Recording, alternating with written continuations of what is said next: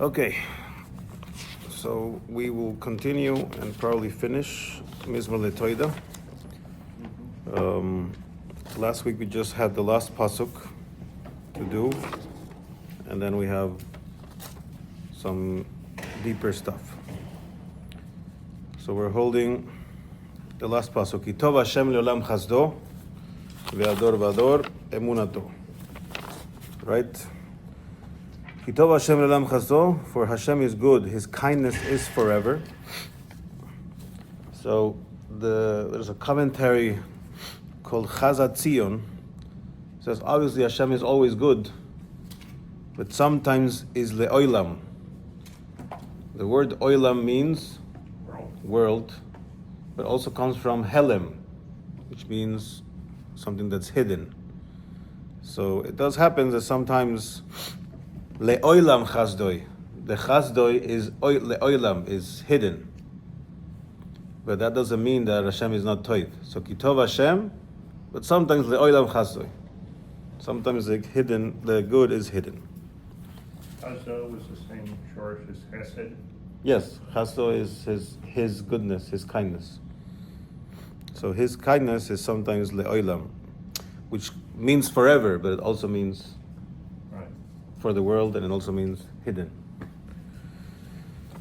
VeAd Dor VaDor Emunato, that's the last one. And until generation after a generation is his faith. Emunato, his faith. Meaning what? That you can trust Hashem. He's faithful. If He said He's going to do something, of course He's going to do it. He's going to come through. Hashem fulfills His promises. It just could be that is Midor VaDor. It could be that one generation's promise is fulfilled the next one.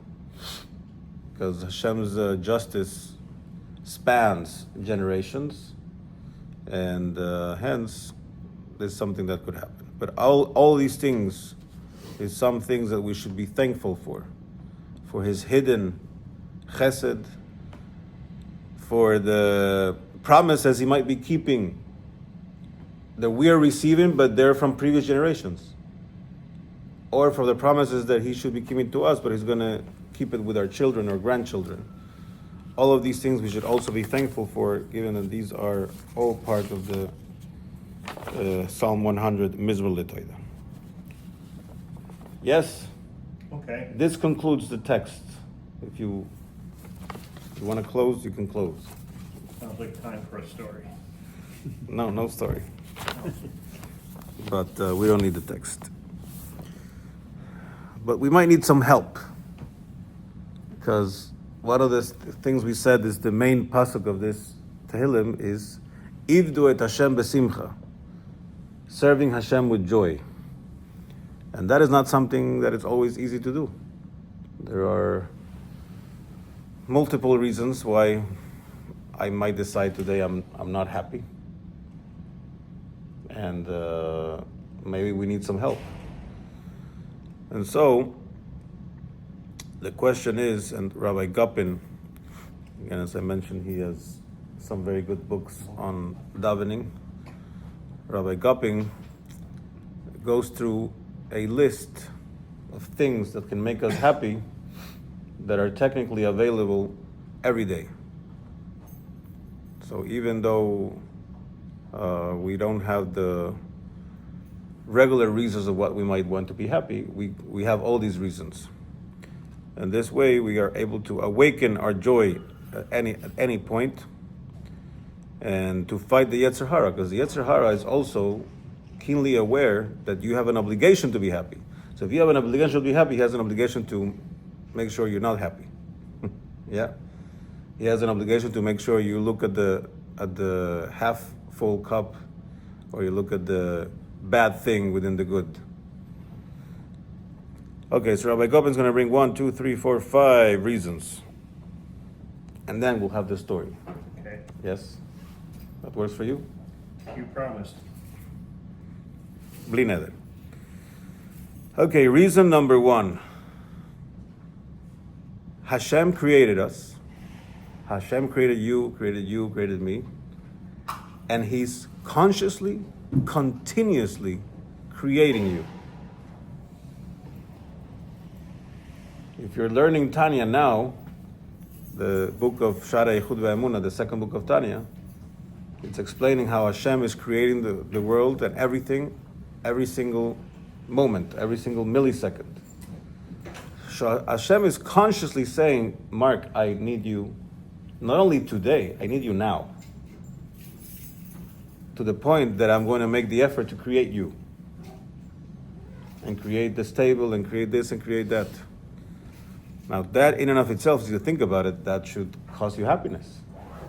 Hashem is creating me right now. Whether you are jumping with joy or just innerly happy, that's your choice. But that in and of itself, it's a good reason to be happy. Number 2, because Hashem is also creating everybody else, including people who are not Jewish. So, is there anything else I can have? It says yes. Hashem created you in a way, or you push your way through. It says, I'm not staying the way I am, with a Jewish soul. As the Tanya explains in chapter 2, with the Chelek Eloka Mimal Mamash, with the literal part of Hashem inside of you.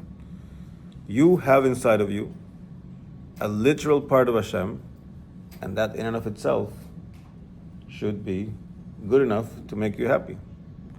The fact that you are Jewish, you woke up this morning and you're Yid. They say the famous story, I said this before, I think during Birkot HaShachar, but it's just a very good story, and it's literally what we're talking about.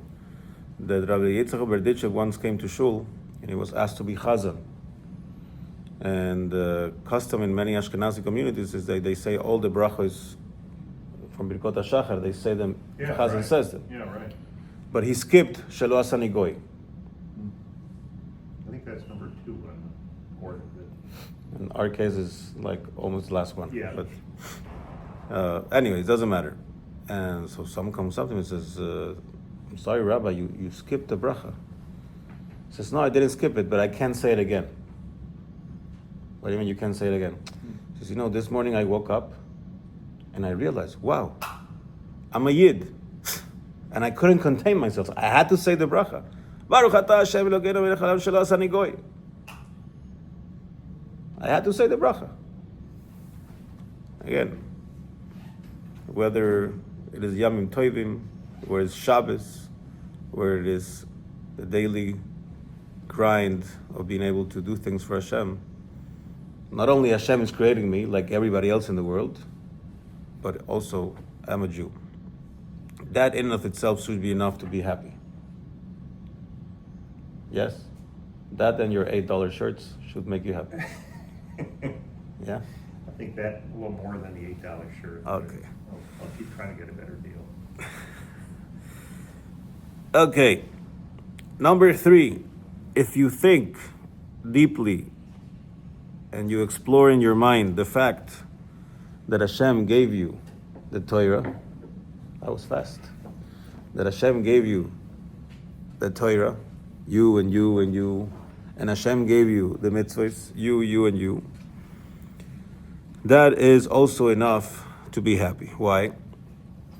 When you have lehavdil, somebody very important, a king, a president, a famous person, whatever it is that we figure it's somebody important, somebody unreachable, and then he comes to you and says, I need you to do me a favor. Yeah? I need you to get me a glass of water. I need you to go pick up my laundry.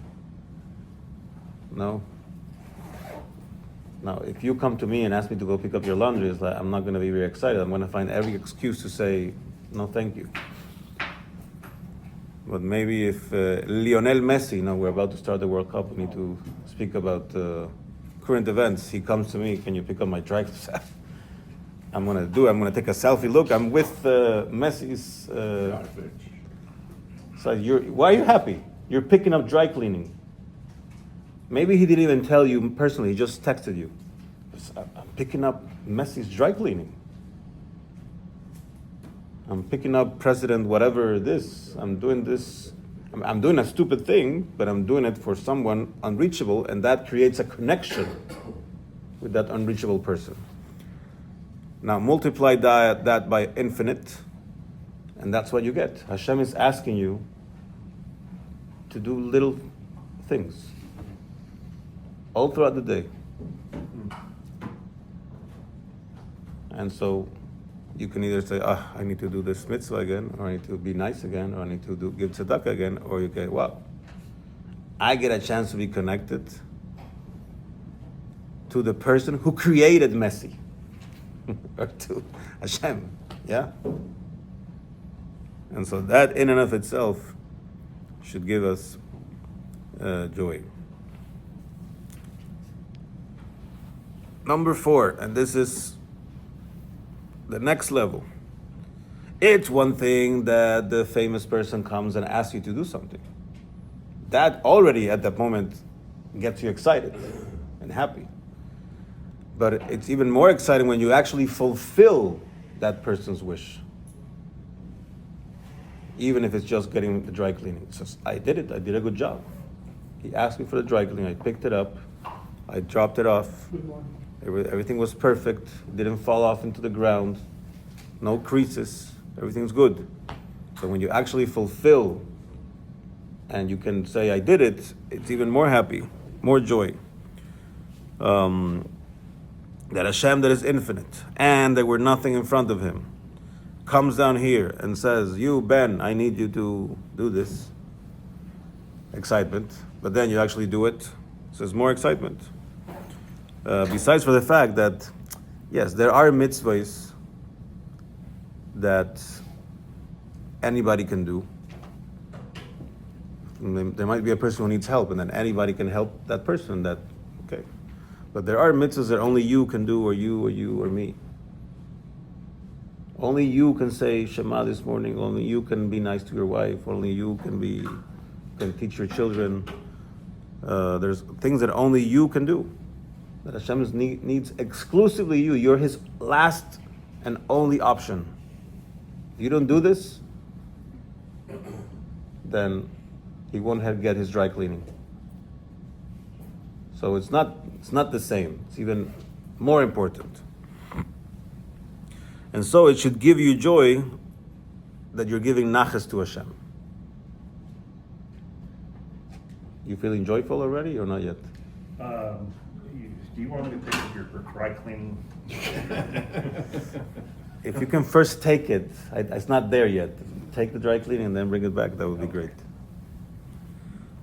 But you go walking, right? You don't like to use cars. Yeah, right. You can walk. It's not too far. All right, It's next to Publix. Okay. Okay. Well, this is reasons for Mizmor LeToda to say, you said, right? Is that what These are reasons to serve Hashem with joy. Mizmor LeToda brings the pasuk, Ivdot Hashem besimcha, serve Hashem with joy, and these are reasons to be besimcha. Besides for the fact of being thankful. But you said, actually, I listened to your recordings, that you said it just for the same reasons of awaken.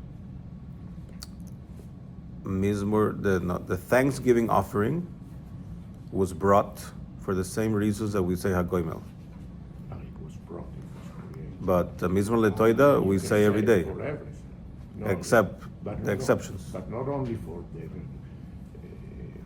he saves me from crossing the river. No, those In general. are the every reasons to time say Hagoimel or to bring a Thanksgiving offering. Yeah, and Mizmor LeToda, you say every time you're gonna. Well, we say it every day. It could be one day you're feeling thankful and you say an extra time if you want, which is fine. But we say every day, connected to the fact that day you could have potentially brought a Thanksgiving offering. So that's like the technical part. The days that you couldn't bring a Thanksgiving offering, that you don't say Mizmor LeToda. You can say it later, but you don't say it in davening.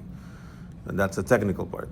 But behind it is, yes, whatever you have to be thankful, You might not be able to bring a Korban, but you can still say Mizmor LeToda. So if you find a penny on the ground, you're not going to bring a Korban, but you could say Mizmor LeToda. Yeah. The other day I got a check from my insurance. It says, I got a check and they said they're lowering my premiums. I said, what's going on?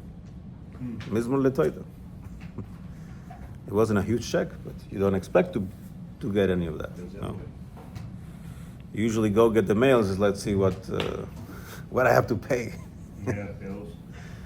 What fake bill they're sending me. Anyways. Okay, fifth reason.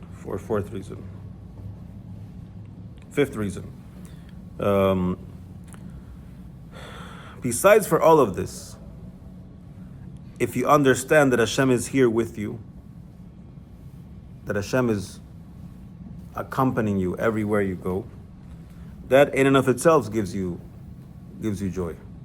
When somebody important is coming to visit, you get excited, you clean the house, you prepare, and then they come, it gives you joy to be able to receive. Don't think about messy, even whatever. Somebody you hold dear, somebody you think it's important in your life, you were excited and you were happy. Well, guess what? Today Hashem is coming to visit. He's coming to visit you in your house, in your car, in your office, wherever you are. He's there with you. And that in and of itself, besides for being nerve-wracking, should also give you some joy. And they say a story that the Rebbe Maharash, the fourth Chabad Rebbe, was once in a city that had a lot of Hasidim that were not Chabad, other Hasidim, and it was very close to Rosh Hashanah. And he saw this weird sight. He saw a whole bunch of older Hasidim, like white beards, and they were all with their talis, singing songs and carrying tobos de agua. ¿Cómo se dice? Carrying what? Pails of water. Just carrying pails of water and singing. The Rebbe says, what's going on? Why are they so happy? And so he follows them a bit, and then he asked them, so what's going on? Why are you so happy about carrying water in the streets? And why are you carrying it with your talis? And why not get some young people to carry the water? And one of the Chassidim says, our Rebbe, not the Chabad Rebbe, his Rebbe, is coming to visit for Rosh Hashanah. And we are now heading to the house where he's going to stay. And we're going to clean it. And we're just singing, we're so excited. We didn't want to let anybody else do it. We want to make sure everything is perfect, so that this year could be an amazing year, so the Rebbe could bring all kinds of blessings for us during Rosh Hashanah. So during the sounds of the shofar, the angels that are created are going to be amazing. And we don't want to give this to anybody else. We want to carry the water and we want to clean the house, because the Rebbe is coming. So the point is, Hashem is coming. So are you going to wear an $8 shirt to receive him, or are you going to wear your best? This is my best, but All right, so make sure we dedicate some time on a daily basis to thank Hashem for including things that we don't see, or things that haven't come yet, or things that came but they're hidden. Let's maintain a constant state of joy, knowing that Hashem is creating us constantly, that Hashem gave us a chelek elokam imal mamash, that Hashem gave us the mitzvahs, that we actually did the mitzvahs, and that He's always with us. And we also always need to have the expectation that not only Hashem is going to give us real, palpable joy to each and every one of us, but the greatest joy, which is the coming of Moshiach, B'mheira v'yameinu.